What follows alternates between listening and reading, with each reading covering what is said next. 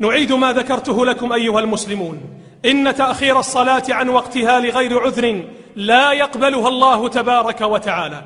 فمن تعمد أن يؤخر صلاة الفجر إلى ما بعد طلوع الشمس وهو على غير عذر من مرض أو نوم غفلة أو نسيان أو ما شبه من الأعذار، والإنسان على نفسه بصيرة ولو ألقى معاذيره، فلا تخدع نفسك أيها المسلم، فإن الله لا يقبلها منك وإن صليتها آلاف المرات. مما يعين على أداء صلاة الفجر عباد الله أسباب كثيرة أجملها في نقاط سريعة. أولى هذه الأسباب وأعظمها الاستعانة بالله تبارك وتعالى. تدبروا قول الله تبارك وتعالى: إياك نعبد وإياك نستعين، فلا سبيل لعبادة الله إلا بعد عونه. فاستعينوا بالله وارفعوا أكف الضراعة إلى الله ومرغوا الجباه لخالقكم وتضرعوا إليه أن يعينكم في كل ليلة في صلاة الوتر، أن يعينك على أن تقوم لأداء صلاة الفجر. كذلك من الأسباب صلاة الوتر الذي حث عليها النبي صلى الله عليه وسلم، فقال: أوتروا يا أهل القرآن فإن الله وتر يحب الوتر.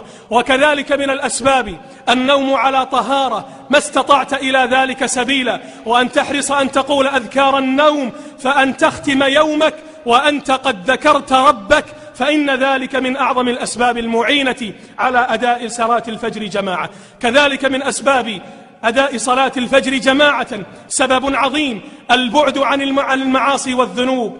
لهذه المعاصي والذنوب كم أمحقت من بركات، وكم ضيعت من أعمار، وكم أبعدت من خلق عن ربهم تبارك وتعالى.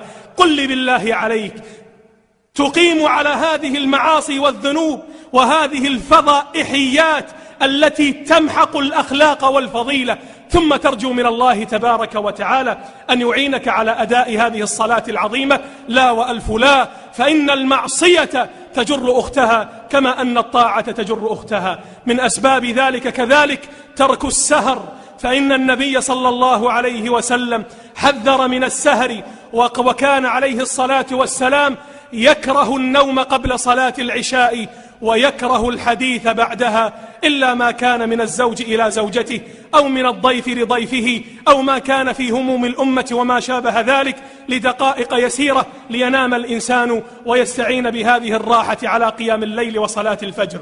من الأسباب كذلك أن تعقد نية جازمة صادقة أن ينطوي قلبك على القيام لهذه الصلاة العظيمة.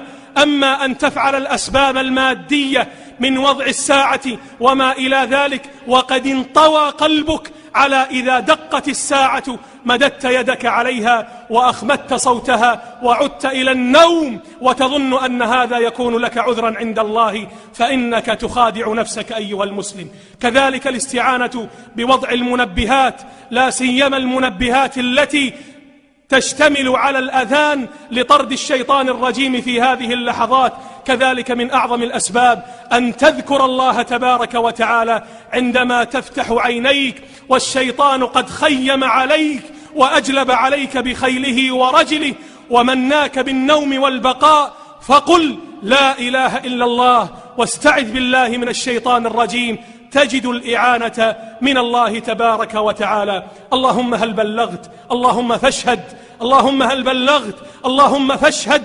فاتقوا الله عباد الله، واعلموا أن قد أقيمت الحجة عليكم بسماعكم لهذا الكلام، فمن يفرط بعد ذلك فلا يلومن إلا نفسه في ذلك اليوم العظيم الذي تكشف فيه السرائر وتنشر فيه الدواوين. فستسأل أيها المسلم عن استجابتك لسماع كلام الله ولكلام رسوله من العبد الفقير في هذه الجمعة الفاضلة. اللهم أعز الإسلام والمسلمين، اللهم أعز الإسلام والمسلمين.